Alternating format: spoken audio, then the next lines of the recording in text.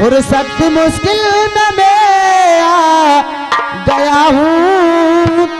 और ये दिल संभाले संभलता नहीं है।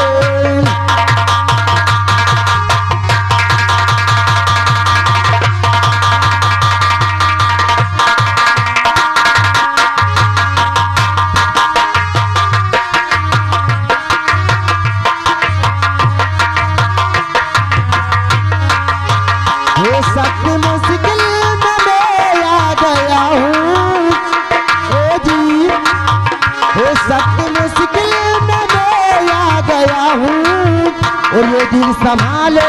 संभलता नहीं है। वो सत्य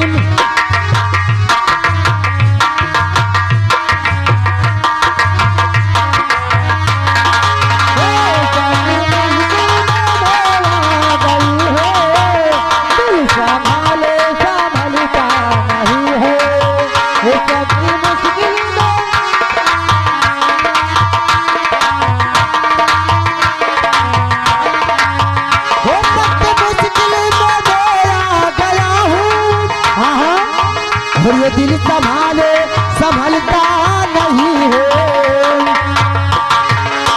वो प्यारी में तो पिघलता है पत्थरी कैसे ए जी हाँ वो प्यारी में तो पिघलता है पत्थरी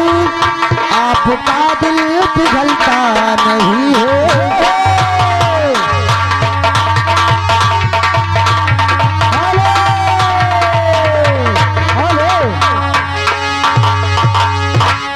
और ये आगे हमारे भौजी का छोटका लहुरा देवरा वही उनकी तरफ से आए 51 रुपया। मगर सुन लियो का कहीं हेलो पहले बतिया सुन ले उनके सुना दो तब क्या हो कहीं ने दाबा ना बलम मोर करहिया देवरा हो ऐसे लगा कहा ये तोहार नहीं देवरा हो कहाँ कर हम ना हम बना खो तो हरारू बनाओ भौजी जी ना बनाओ। हेलो कैसे हो अरे देवारा हो दाबा ना मोर करहिया देवारे हो दाबा ना मोर करहिया देवारे हो। लेकिन क्या कहा था मास्टर बनी न भौजी कौने चली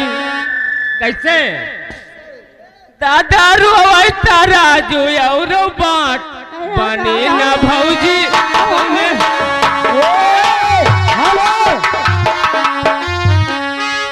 ऐसा भैया नी परवाऊ ना आया है तो बनी भौजी ना आई हमारे पकड़बो तो हम पकड़ तो नीचे साफ हो जाए ये मगर ऐसा ना है आराम से बोले गटैया साफ कर लियो। अरे बनी न भौजी गौने चली हो अरे बनी न भौजी गौने चली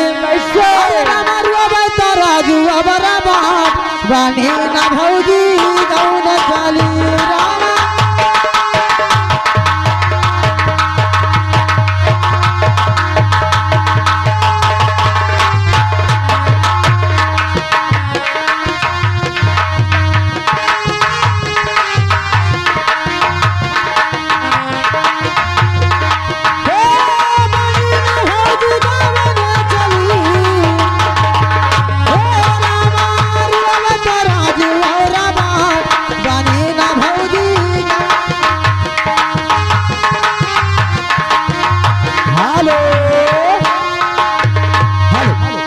आगे हमारे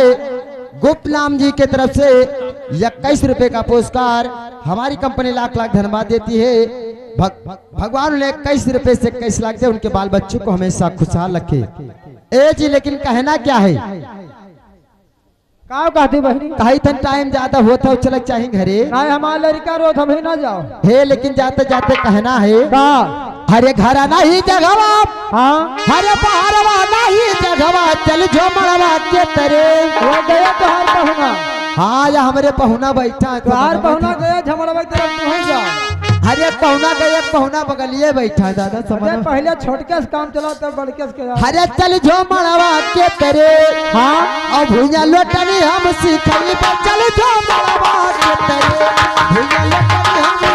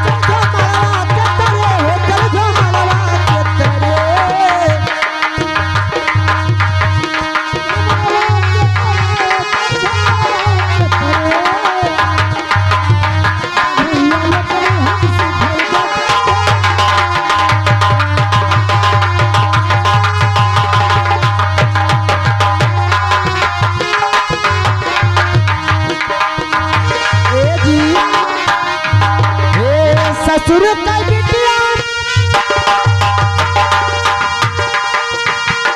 हे ससुर का बिटिया हे पहिर के निकली बिटिया घर जा गिरिया देखे ना